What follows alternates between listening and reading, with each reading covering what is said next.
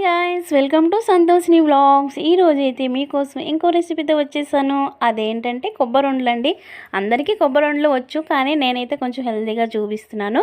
నేనైతే ఆల్రెడీ బెల్లం అయితే పాకానికి పెట్టేసుకున్నానండి. పాకం ముదురుగా వస్తే సరిపోతుంది, మరీ ముదురుగా కాదండి, కొంచెం మనం చుట్టుకున్నంత ముదురుగా వస్తే సరిపోతుంది. నాకైతే పాకం అయితే రెడీ అయిపోయింది. నేను కొబ్బరిని కూడా వేసుకున్నాను.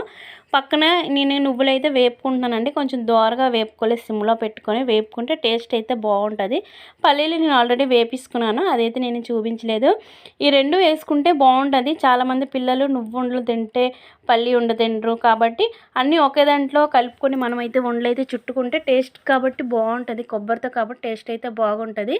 మనకి ఏ సైజు ఉండలు కావాలో ఆ సైజు చేసుకోండి. నేనైతే మా పిల్లలకి ఇది చాలా ఇష్టం, నాకు ఇంకా ఇష్టం. చిన్నప్పుడు మా మమ్మీ అయితే బాగా చేసేది. ఇకపై నేనైతే నెయ్యి అయితే వేసుకుంటున్నానండి, కొంచెం ఫ్లేవర్ ఇంకొంచెం టేస్ట్ బాగుంటుందని. నేను నాకు తగ్గట్టు సైజులో అయితే నేనైతే ఉండలైతే చుట్టుకుంటున్నాను ఫ్రెండ్స్. మీకు నచ్చితే like and subscribe. Bye bye friends.